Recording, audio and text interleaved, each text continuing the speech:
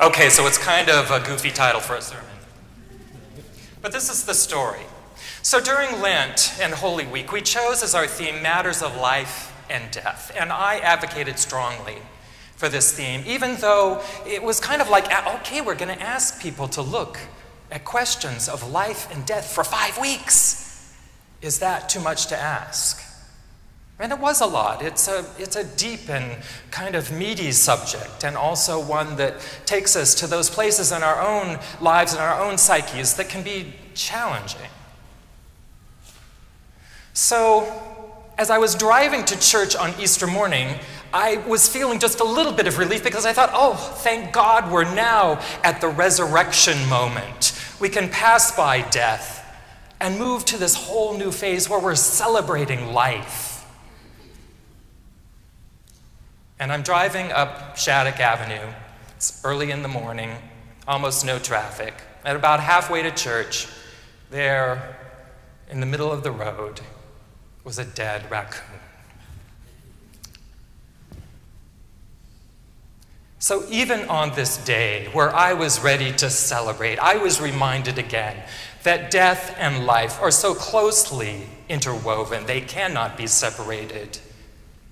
And the more that we can pay attention, the more that we can take on the way that we see this interaction between life and death, probably the better off we'll be. And that is one of the lessons that I learned myself during Lent. That as you pay attention to something, I noticed that death was around me. It wasn't an uncommon occurrence during those 5 weeks. It was actually quite common. And there I was, reminded of it again on my ride to church on Easter Sunday. I had a friend, I was coming back from some event in the Russian River, and he, as we drove back, I noticed that he had in a little container in his car, he had a little thing of loose tobacco.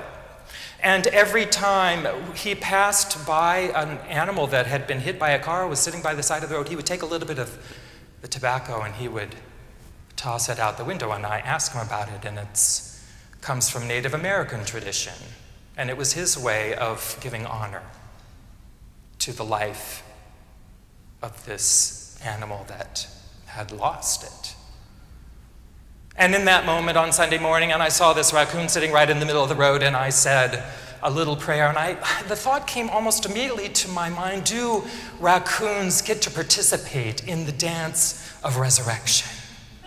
And the next thought in my mind almost immediately was, and what about the whole earth? Isn't the life of the earth a huge dance of life and death and resurrection? I don't know who invented the idea of resurrection, but somewhere that idea had to have sprung forth from somewhere, and someone had to give it a name.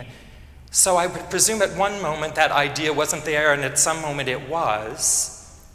But I can only imagine that people were looking around at the natural world and seeing the great cycle of life and death. Don't we as progressive Christians often point to nature as kind of the sign that resurrection is possible? That things can come back to life even when they feel like they are dead. I don't know what happens in the afterlife for raccoons. I'm not even going to pretend to speculate on it. But I do know in that moment, I was aware again at how important it is for me, and I think for all of us, to hold the earth, the life and death of the earth in our consciousness. In my opinion, the state of the earth should be at the top of our list in our political conversations, in our social conversations, in our spiritual conversations. I might not have said this a couple of weeks ago. If I had a chair to stand on, I would stand up and I would rant. I would try to bring some fire and brimstone to this message because that's how deeply it feels. That's how important it feels.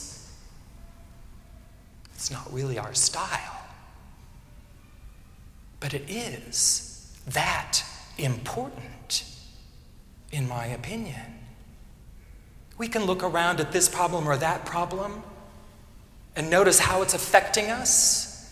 But if we let the earth, if we let our attitude toward the earth, our treatment of the earth continue at this rate, in this direction, in the direction that we seem to be going right now, there will be no earth for us to live on, or for our children, or our grandchildren, or our great-grandchildren. I don't know when that might happen, but it seems imminent to me. It doesn't seem like many generations beyond, and even if it isn't, shouldn't we be taking that long view? Isn't that a part of our faith tradition, to see ourselves in this great line of history, to understand God's presence not just in this moment, but in history and into future unimaginable. Now, quite frankly, the earth will be fine, thank you very much.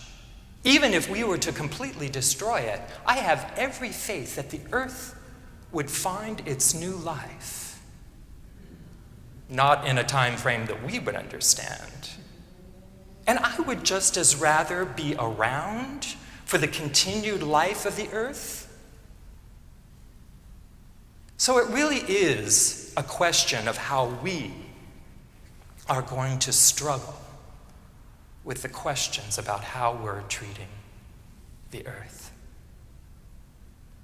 I have to say, at the moment, in the kind of the political discourse, I find very little hope. And perhaps that's why I'm talking about it here, because this is where I find hope. What is the hope? And maybe it's looking beyond the political conversation. Not that we shouldn't be kind of saying, we should be paying attention to this, shouldn't we? Shouldn't we be paying attention to this?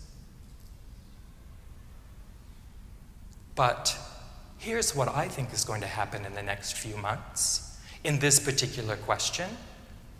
That those issues that seem to be related about the sustainability of the earth are going to be trumped by more immediate concerns, and sometimes not so much deep concerns, but language that finds resonance in people and makes them a little bit concerned and afraid. So watch over the next few months and see how often jobs is used as the excuse to do almost anything. Almost anything.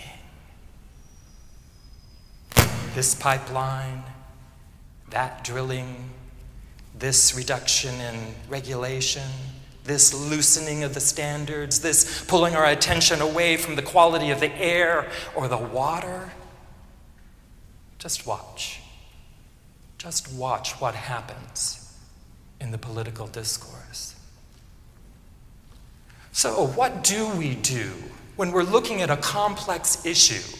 And this is one of the challenges, I think, of our current political life, is that we're looking at complicated questions. And because we are reasonable people, and because we want to be aware intellectually, we look at all the sides, and sometimes it's so complicated that you can't tell. Where am I supposed to end up? What am I supposed to believe? Which direction am I supposed to go? I see this, I hear this argument, they both sound... So what do we do when we're looking at something as complex as the fate of the earth? How do we do that?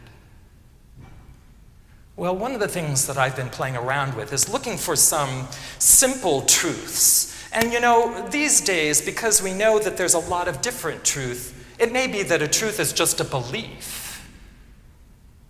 So the thing about a belief is that although I would hope that my beliefs are rooted in evidence, in experience, and a fairly broad amount of that. They may just be beliefs, and someone can believe precisely the opposite. That's one of the challenges of belief. But for example, as I look around, and I think it's just about a simple question like, does it seem like we're going to have more cars in the future or less cars in the future? I don't know what you believe, but I see the world going toward more and more and more cars. It's kind of a simple calculus. And there are more and more people on the earth, yes? Do we see that trend abating? I don't. So we've got some simple possibilities here. Okay, we're going to have more and more cars, which means we need more and more fuel. We've got more and more people. We need more and more fuel. Okay, put that alongside the supplies of fossil fuels, for example. Are those inexhaustible? No. That's another very simple truth. We don't know, I don't think, exactly how long the supplies will last. But I feel like I could stand on a soapbox in the middle of almost any crowd and declare, the oil and the gas and the coal is going to run out. And I'd also be willing to stand up and say, and I think pretty soon. And if it's not pretty soon, then even in the process of using up what's there, and that is the direction we're going, we're not saying, well, let's leave this and go in another direction. No, what we seem to be saying is let's find it wherever we can, even if it gets more and more difficult, even if it means going to deeper parts of the ocean or more fragile parts of the Arctic, or going down and fracturing shale to release methane, using thousands, if not millions, of gallons of water. So at the moment, I'm lifting up what I think is probably the biggest issue. It's the use of fossil fuels. And right alongside it is probably the next one in terms of global issues, and that's water. And so I look at the process of fracking. I read about that, and I don't know a lot about it. I'm not an expert in any way. But what I see is that we're trying to find those fossil fuels that we seem to want so badly in more and more difficult places with more and more consequences from extracting them from the earth. This seems to me to be a fairly simple calculus. We're moving in this direction. It doesn't seem to be abating. What conclusions do we draw? Do we wait until we've screwed it up completely? Or do we stop and ask the really hard questions like, what am I willing to give up in order to ensure, or at least increase the likelihood that the earth will survive? What am I willing to give up? In this process, I invite us to look for the truth and to name the truth. This seems to be an integral part of our tradition. And in particular, I invite us to the confessional truth. You know, it's one thing to name a truth that serves us. It's another to confess the truth. Even if at one level, we may be unwilling to change. You know, we come to church week after week and we confess over and over again. And sometimes we keep doing the things we confess, which means we know that it's not quite right, and yet we still do it. But to claim that confessional truth is, I think, one of the gifts of our tradition that we can be applying in the world as we look at these hard realities, as we look at the directions that we're going and start to raise the concerns. Human need and human greed This seems to be another fairly simple calculus. I see it playing out constantly in our lives where we sometimes have trouble figuring out what it is that I really need and what is it that I really want a lot more of than I really need. It happens in the individual level and the organizational level and the corporate level and the governmental level. It's just that question, and it's rooted, I think, in a kind of insecurity. And yet, we have been designed by God to not just rest on this earth. We don't float above creation. We are in it. We are of it. We are the earth. And yet we've created this kind of separation between us as human beings. And that's the reason why a title like The Resurrection of Raccoons might seem something disrespectful or something. We're talking about this important thing, this important human idea, and we're thinking, does it even apply to an animal? That's because we place ourselves above and beyond creation sometimes. I just want to kind of call us back to earth. I want to call us back to earth. And if you have trouble holding the reality of the whole world, that is a bit of a challenge. If that's hard to hold, then perhaps we just focus on the raccoon as a symbol of the sacredness of all life and the important way that we need to hold our responsibility in that. Who knew that the book of Job was such a green book? It was a complete surprise to me that early in the book, Job is quoting to his friends, pay attention, the animals will teach you, the fish will teach you. And then, he spends a lot of time complaining to God, and at one point when God finally has his word, what God does is that there's this big, long recitation about the wonders of creation. I mean, God just goes through it. What about this, and what about that, and what about that? And he's talking about the tides, and he's talking about the stars, and he's talking about the animals, and he's talking about ostriches. And he just goes through them all as a way of saying, oh, you think you know everything, but this creation is a wondrous and complicated thing.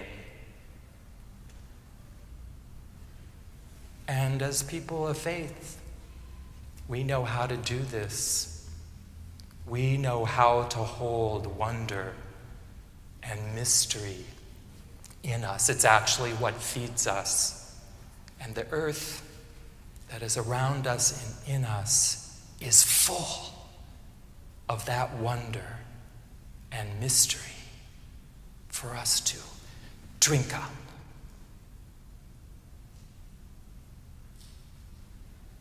God bless this earth and all of us in it. Amen.